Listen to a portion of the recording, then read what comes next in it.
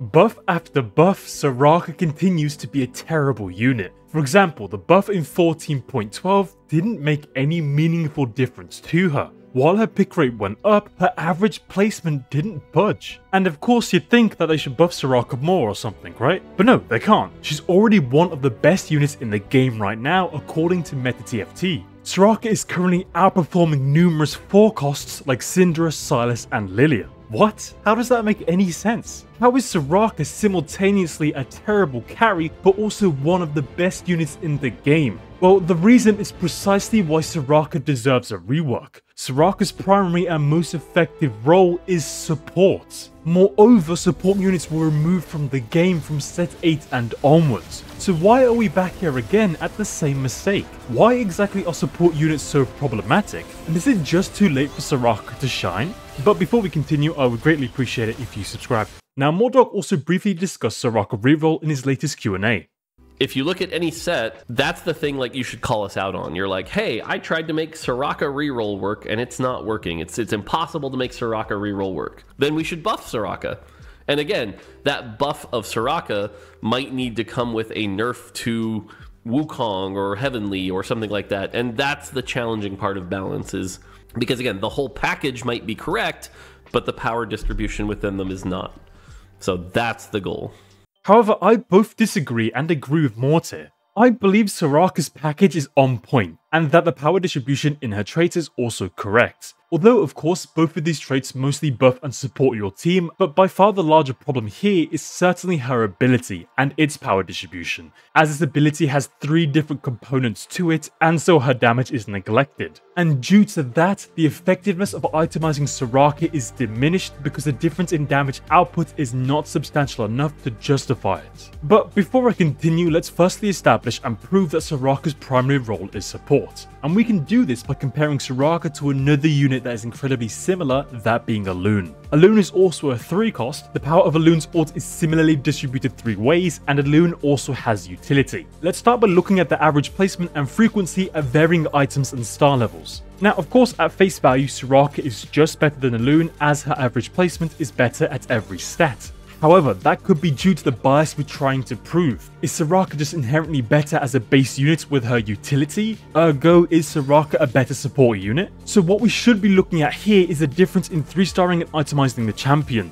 the deltas. And as we can see, the difference between 2-star and 3-star Alune is more than an entire placement, whereas Soraka is not. However, while the 3 to 0 item delta is somewhat similar, Alune's delta is still bigger despite having a vastly larger frequency. Speaking of frequency, you can see that the vast majority of players do not itemize Soraka with any items. So this indicates that base Soraka is incredibly powerful and gives you enough. Investing more into that is seemingly not worth it, and you're better off investing more into other carries who actually have substantial returns on their damage with more items. But if that's true, why is Soraka 3 so much better than Soraka 2? Well, I believe that's due to multiple reasons. If you have Soraka 3, then you're also likely to have other 3-star units like Tahm Kench, and with your board having more HP, Soraka is gaining more AP through her passive, and in turn, with the higher ratio Soraka has at 3-star, she's healing more innately through Altruist. So 3-star Soraka kind of ironically becomes more supportive because she does more damage and healing through that damage. Personally, I believe Riot have continuously made the same mistake by buffing Soraka's damage. Of course, that does make Soraka better as a carry, but this more so enables her existence as an itemless support. And we know Riot do not want itemless supports to exist in TFT. Well, specifically it's Mortdog who doesn't want this. If anyone's to, if you're like somebody who likes support champions and you're like, why aren't they in TFT? You can blame me. Like, this is 100% my fault. Mortdog also then proceeds to talk about what qualifies as a support unit and what their flaws are. And here's the reason for it. The problem is, in TFT, the way you build a team is you have 8 champions, and you're going to have enough items to put on 2 or 3 of them. Probably your carry, you know, and a tank. Everyone else is itemless. Support champions inherently do not scale well with items at all. All they do is delay fights. They don't end fights. And so it's always incorrect to put items on these champions. And so what that does is it creates support champions become literally the best champions to put in your comp because you can't have items on them. It's always true, which is, it lowers the number of combinatorics that you can build a comp around. The version I've had us move to is that 80% of a champion's output, 80 to 90%, should always be damage.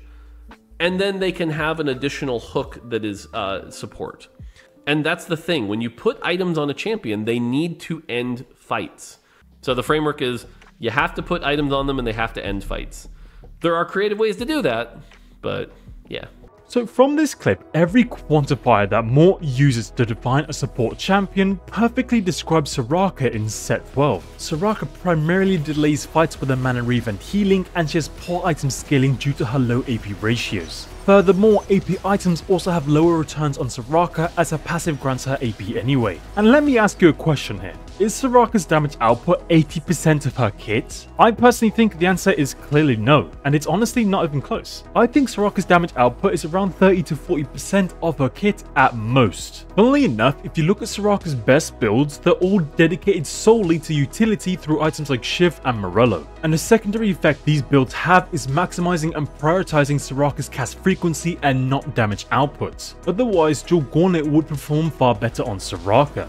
This clearly demonstrates that Soraka's damage is not and should not be your focus. And this is also due to a third of her ult's power being in that mana Reave. The more she casts, the more she reaves and slows down the enemy board. This is especially powerful into tanks and melee carries because all of them get hit. I mean, I was beating Lee Sin 3 with this board during my Exalted challenge. And a lot of that success can be attributed to Soraka, as her mana Reave and massive heals were keeping my board alive. But at this point, I think we've already established that Soraka is a support unit. So how does Riot fix this? Well, I think it's relatively simple, where they need to move some of the power distribution into her damage. Soraka's damage output is nowhere near 80% of her kit, and I believe most of the problem is in that mana Reave that she has frankly no right in having. A 3 cost with AoE mana Reave on every cast is so insane. Nonetheless, I'm not saying they should change her traits because frankly it's far too late for that, but her mana Reave and maybe even her AP passive could just get removed for substantially increased AP ratios. But all in all, I am worried that set 11 will pass and Soraka will never truly shine like the carry she was supposed to be, and instead she will continue to be relegated to being solely a support unit. But with set 11 only having a month left, would Riot even make this change? I feel like they should, but I do understand if they don't because tournaments are around the corner. But yeah, on that note, I will end the video. What do you guys think about Soraka? Should she be reworked or is it just too late? Did I miss a reason about why Soraka is so bad or so good? And are you happy that we're only 1 month away from set 12? Let me know in the comments and remember to subscribe. Anyway, check out these other videos if you want to see more from me, and as always, thank you for watching and I'll catch you in the next one.